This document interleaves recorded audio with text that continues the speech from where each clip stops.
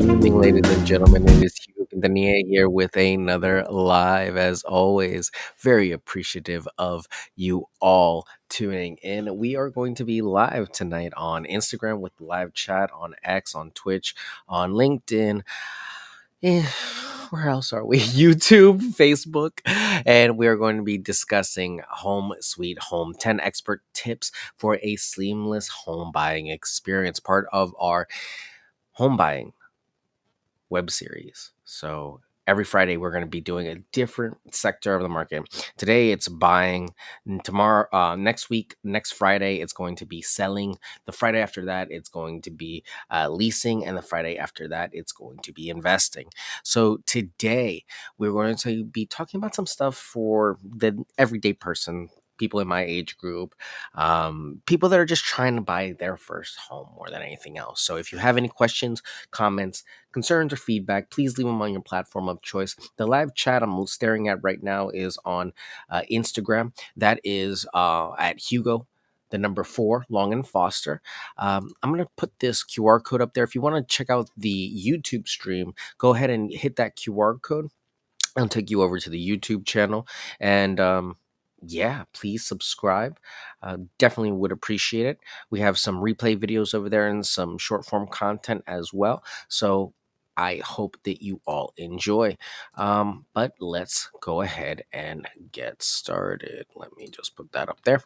And number 1, define your budget. Determine how much you can afford by analyzing your income, expenses, and savings. Consider getting pre approved for a mortgage to understand your borrowing capacity.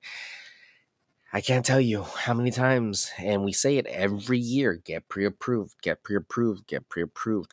And we do it not because we want to run your credit or ding it, or, just because we get paid by the application. That's at least personally not how I work. We are in the business. I should probably learn to speak for myself. I am in the business of helping you get closer to your home, and in a way that you've budgeted for, in the way that you've planned for. So defining your budget, letting me know how much a month you would like to spend on your home, is really the first step. It's just where we're going to get started. How much do you consciously feel that you can do this for 30 years? We want to keep it as stable as possible, because really this is where it all starts. If the monthly payments are right, then the rest of your time in that home should be more affordable. And that's what we're looking for, those deals like that. Number 2, research neighborhoods. Explore different neighborhoods to find that one that aligns with your lifestyle and preferences. Consider factors like school, amenities, safety, and future development. Now, I'm saying that as kind of like your realtor Hugo, just kind of us as friends here on the internet with everybody watching. But I can't talk about schools. I can't talk about safety when it comes to crimes and stuff like that. And I can't talk about certain future developments. A lot of it can be speculation. And amenities I can talk about. What the area adjacent to the actual residency might have, but there are limits to what I can tell you after that. And when it comes to public information, I really have to defer to these websites, like your local school board or your local police department, for you to get that information, because unfortunately, because of fair housing, I'm not at liberty to discuss them with you. But researching the neighborhood is rule number 1 when it comes to real estate. After learning about financing, location, location, location. If you know nothing about real estate, that is probably the first thing that kind of comes to mind when you think about real estate. You want to buy in an area that has a good location. So research those neighborhoods and take your time with that, because that can really make the difference. If you want to be in a certain neighborhood, that can make all the difference in how you save and how you approach your bidding, and also how you invest. So, number 3, prioritize your needs and wants. Make a list of must haves and nice to haves in a home. This will help you focus on priorities that meet your essential criteria and properties that work with your budget as well as your needs. This is also in regards to how you're going to use the property. Is it going to be a primary residence? Is it going to be an investment property? Is it going to be, you and your buddies leasing it, renting it? I'm sorry, buying it and then renting it, between yourself, kind of splitting up the mortgage it? Or is it going to be you and a spouse, a partner? Are you going to be married with this person? Are you just roommates with this person? What's the situation there? What are your needs and what are your wants? A lot of times the wants are a lot more expensive than the needs. So we always try to look at the needs first, because the needs we need. We need for 30 years. The wants would be great. Everyone would love a garage. Everyone would love a 5-car driveway. Everyone would love, 40 acres and a mule. It's just that type of, you know, we all want that in our homes. Can you everyone have that at the same time? Probably not. Probably not in the same area. So we have to be conscious about that and look at of the needs and the wants at any given time for our situation. And that's really the best way to approach real estate, because if you're going to be living predominantly in the property, then you need important features that are just creature comforts that you might want. But if you're not going to be spending time in the property, if you're going to be in between properties, by coastal, traveling, international, um, it might not be such a deal breaker for you have all these things, because you do have them in these other places, or you've learned to live without them. Sometimes there are wants that are just you have to haves, like for example, a garage, for security purposes, it could be a great way to keep security. All things to think about. Number 4, work with a realtor. Engage a reputable real estate agent who has local market knowledge. They can guide you through the process and negotiate on your behalf and provide valuable insight. Now, there's a distinction there between real estate agent and a realtor. A realtor is a person that is part of is a real estate agent that's part of the National Association of Realtors and abides by their code of ethics. It is a trademark, and we all abide by that code of ethics if we are can call ourselves realtors. Not every real estate agent is a realtor, but every realtor is a real estate agent. One would hope. At least that's how it works out. So make sure you're working with a reputable one. And how do you know if you have a reputable one? Look at reviews, get feedback, get recommendations from friends and family, ask around. Look at local offices nearby. There are still such things as real estate offices. Not everything is online. So do your research. It might seem counterintuitive because you don't see it promoted online all the time about how to get in contact with real estate agents, but we're out there. So if look for us and you'll find us. For example, for me, you just type in my name. I have a big social media presence, so I typically come up. But for say you're looking at a specific area or a specific need or a specific type of home, or maybe you have a need for a certain language, those are all things that you want to look at for in your realtor. There are realtors of all flavors, all shapes, all sizes, all everything you'd want. Just reach out to them. Not everyone's trained the same. I'll tell you that right now. But find yourself a reputable one that does good business and you feel comfortable with, and you'll be a lot better off than just doing it by yourself. Number 5, home inspection. Hire a qualified home inspector to assess the property's condition. This can help uncover potential issues and inform your decision making process. A home inspection is a great function of our contract system and a great contingency to use in a negotiation. Is it the right time to use it in every situation? Probably not. Is it maybe the best in a multi-offer situation to have a contingency that bases the whole deal on the home inspection? Probably not.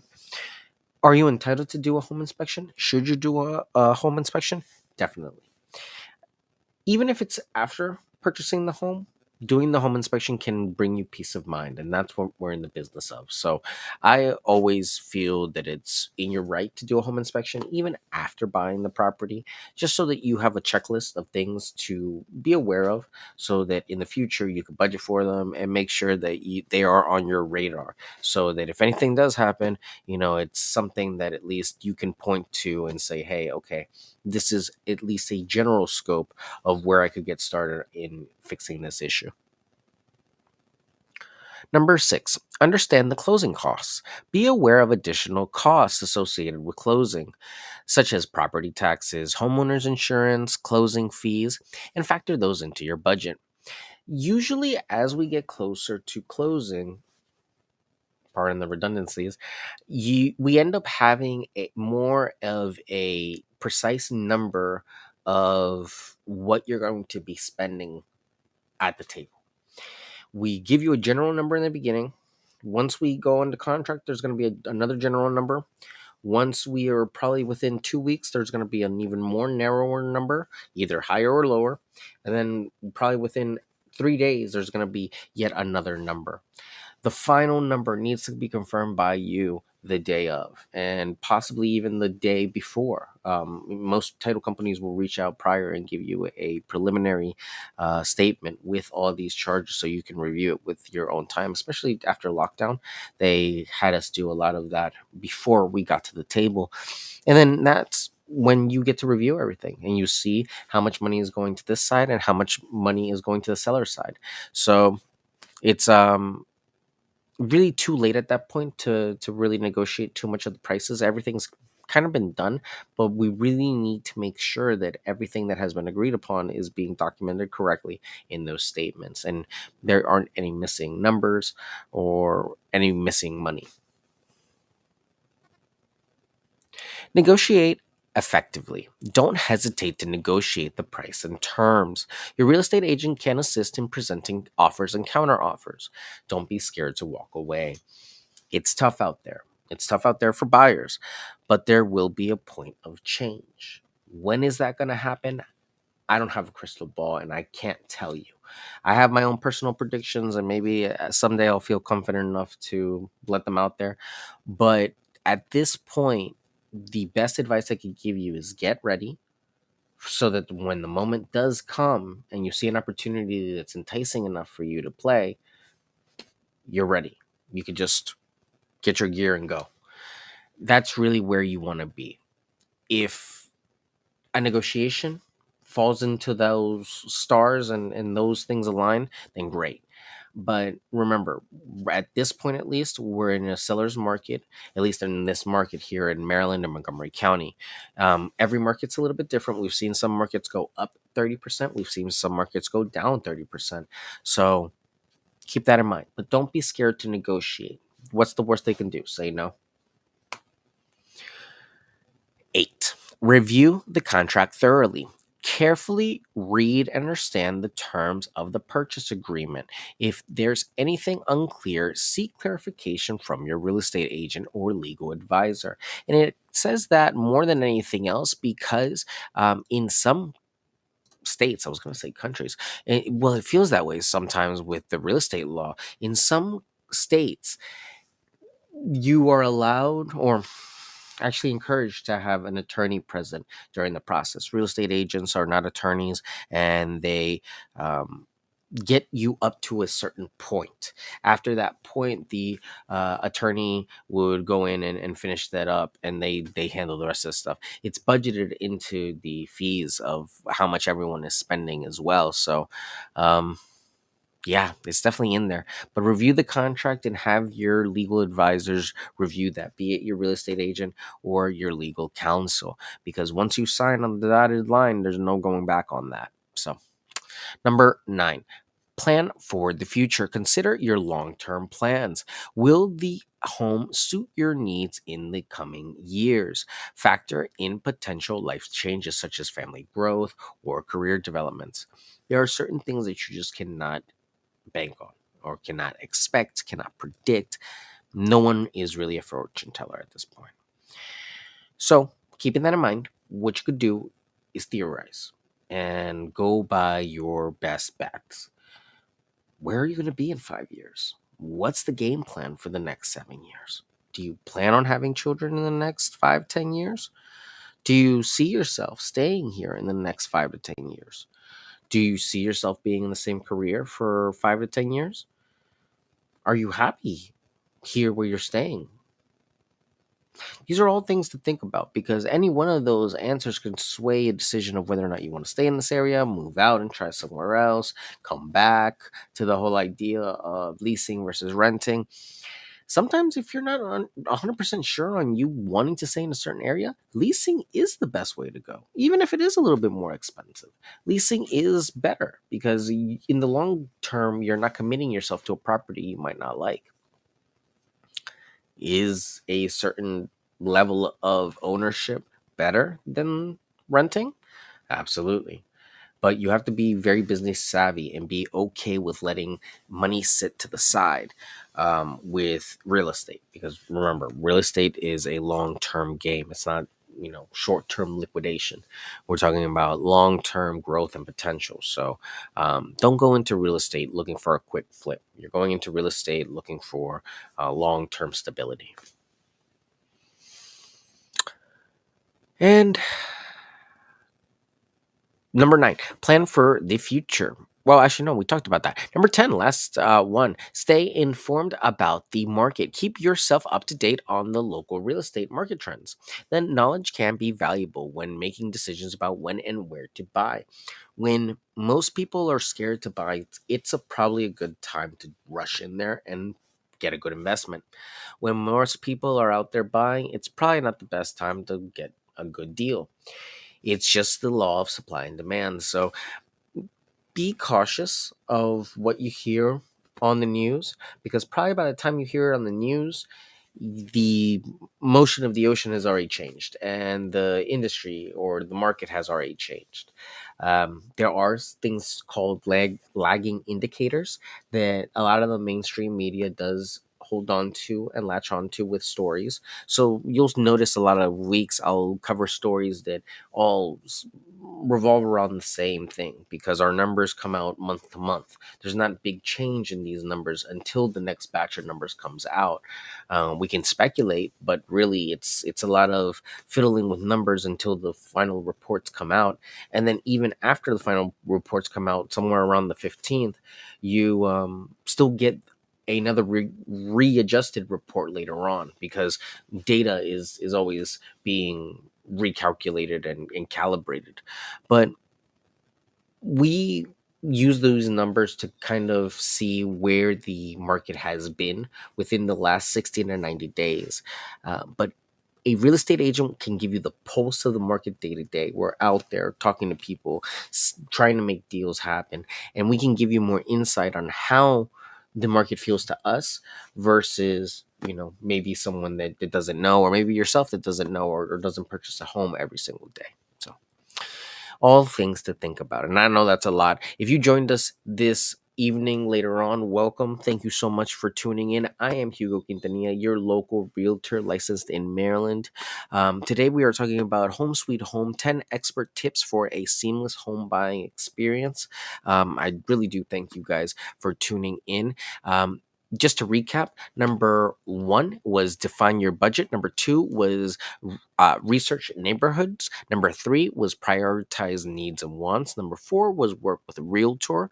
Number 5 was home inspection. Number 5 was get a home inspection. Number 6 was understand your closing costs. Number 7 was negotiate effectively. Number 8 was review the contract thoroughly. And number 9 was plan for the future, with the last one, number 10, being stay informed about the market. Remember, each home buying experience is unique, and having a clear plan and professional guidance can make the process smoother. Good luck, ladies and gentlemen, to you and yours when you embark on your home buying journey. It could take years. It could take a really long time to get started. For some people, it might never happen. But for those of you that take the time, put in the work, saved the money, sought the advice, waited, were patient, put in the effort, you will see the fruits of your labor. And really, I see it every day when I'm lucky enough to help people walk into their next home. It's kind of walking into the next phase of their lives. So, if you are ready, or if you know anyone that's ready to move into the next phase of their lives with real estate, feel free and let them know about the live. Let them know about who I am, what I do.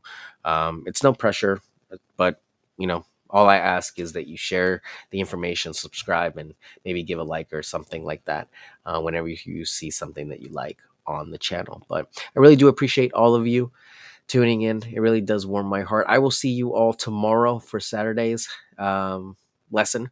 We'll figure out something fun for Saturday. And yeah, thank you all again for tuning in. I am Hugo Quintanilla, your licensed realtor in Maryland with Long and Foster, North Potomac, Rockville.